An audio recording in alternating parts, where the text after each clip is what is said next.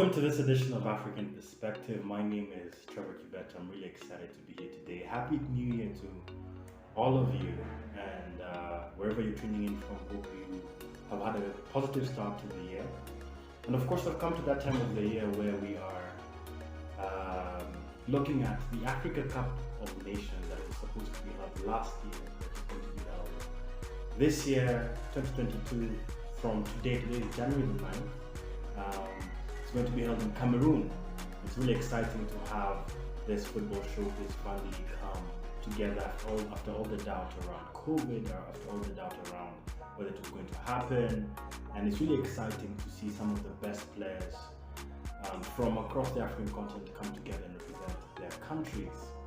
Over the last few years, I've been kind of erroneous in terms of the predictions I've made, but I'm going to make some few predictions today, and let's see how that goes.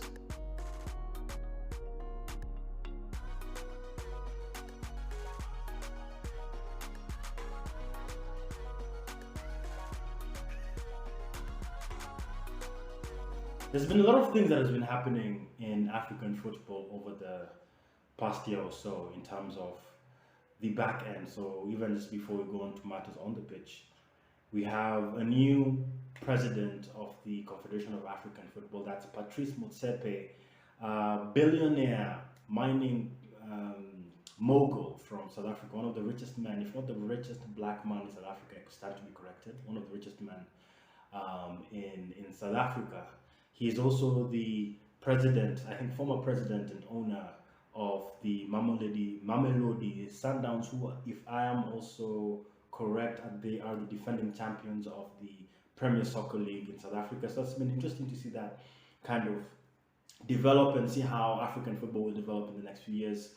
We've also had Samuel Eto'o, the legend, who became the head of his football federation in Cameroon, and he'll be looking forward to see how Cameroon will perform in this year's Afcon, as they are the hosts, so they should have a good chance in terms of winning.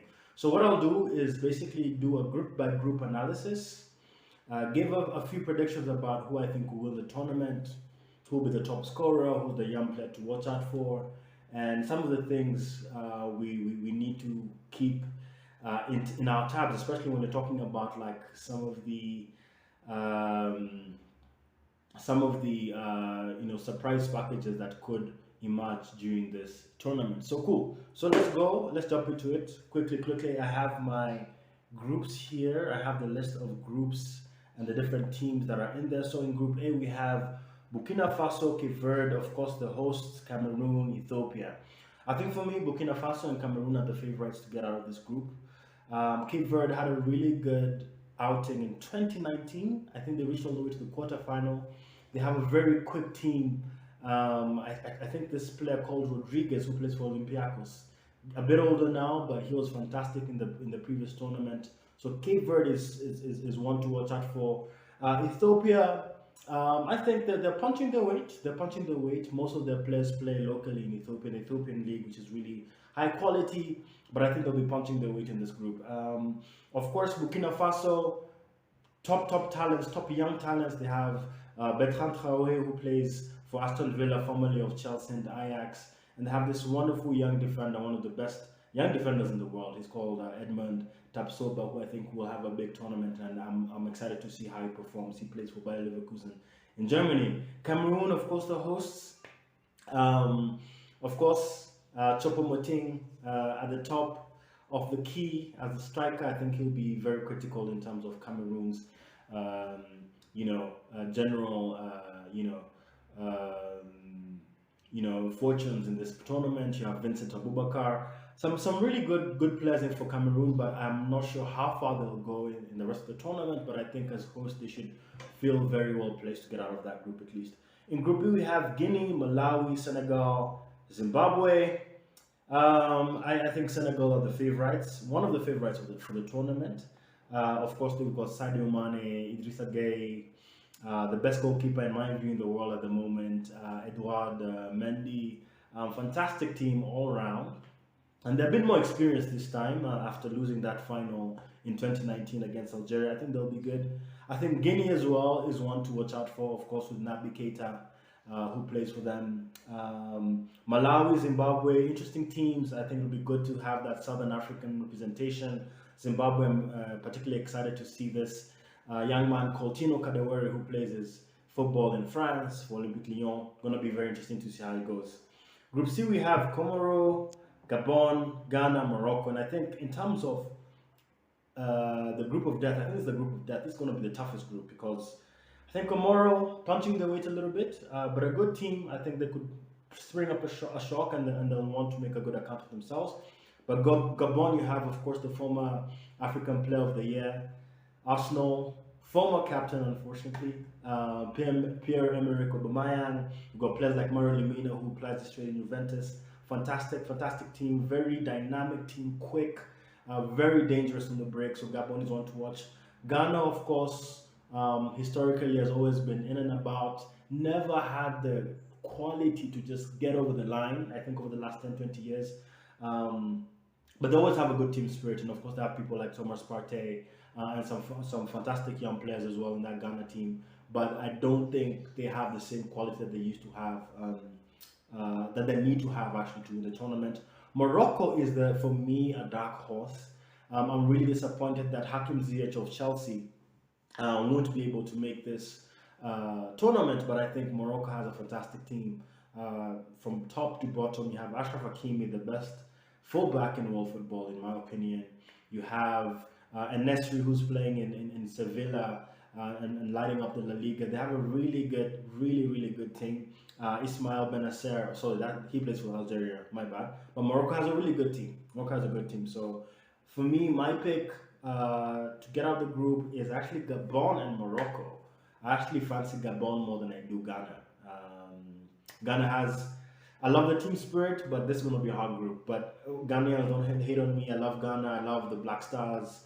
We'll never forget 2010. Luis Suarez, we'll never forget. But I think Gabon and Morocco for me will go out of that group. Group D, we have Egypt, Guinea-Bissau, Nigeria, Sudan. For me, I think, of course, you have the two favorites, I guess, Egypt and Nigeria.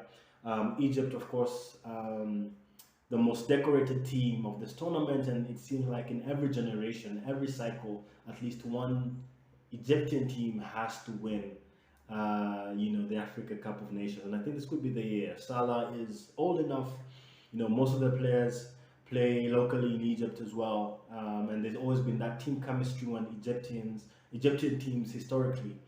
They don't have the stardust per se always, unlike maybe now with Salah, but I think they've always had a very good team dynamic. In previous Afcons, they have won, tournaments with, greats. You think about people like Abu Trika, Wale Goma, El Hadri, by themselves, not necessarily superstars, but they just had such a great dynamic, and I think they'll go far this tournament.